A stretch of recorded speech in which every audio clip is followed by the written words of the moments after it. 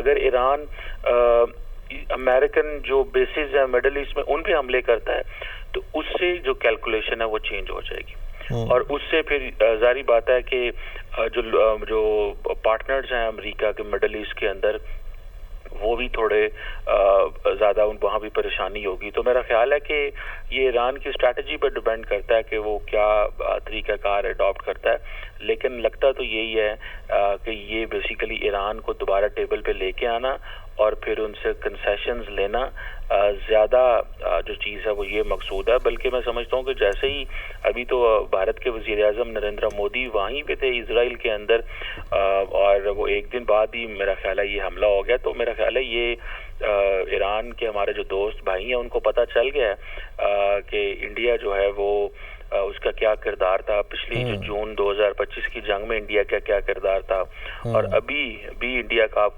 किरदार जो है वो देख लें। तो लग ये रहा है कि coming back to this point के ईरानी अथॉरिटीज़ का जो रिस्पॉन्स है वो मैटर करता है।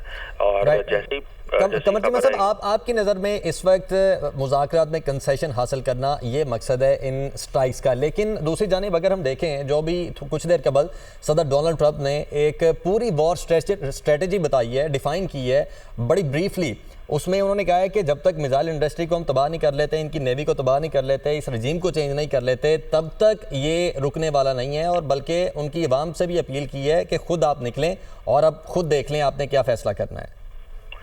बिल्कुल, देखिए वो मिसाइल्स और नेवी पे इसलिए हमले करना चाहते हैं क्योंकि उनको पता है कि ये इनकी लास्ट होप है। इसी की वजह से ये हमें ये समझते हैं कि ये इनकी स्ट्रेंथ है। तो वो उनकी जो स्ट्रेंथ है वो उसको एलिमिनेट करके तो फिर उनको बिल्कुल, देखिए आप थोड़ा सा इसको समझे, बैकग्राउंड में चले जाएं। जितना भी ईरान का डिटेरेंस इंफ्रास्ट्रक्चर था, ये जितनी भी प्रॉक्सीज का नेटवर्क था, वो अब नहीं है। अब हर रोज ईरान के अंदर कभी भी वो हमला हो सकता है। पहले जब इजराइल ने डायरेक्ट हमला किया अमेरिका ने, फिर आपने देखा कुछ हफ्ते पहले जब वहाँ पे पब्लिक अपराइजिंग हुई, ये कुछ दिन पहले, और फिर उसके बाद अभी देखें फिर हमला हो गया।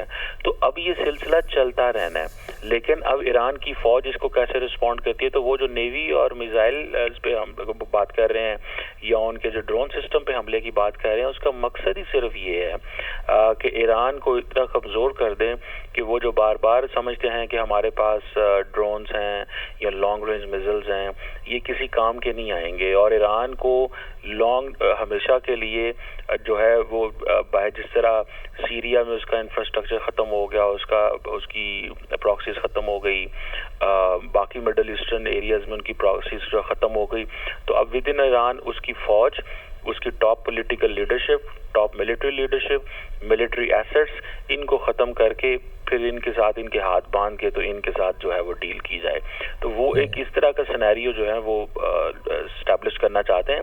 अब देखते हैं कि ईरान कहाँ पे रिटेलिएटरी स्ट्राइक करता है, और ईरान की फ़ौज और अवाम का क्या कनेक्शन है, और लोग जो हैं वो सड़कों पे क्या आते हैं इस रजीम के हक में, लोगों का क्या रिस्पांस होता है।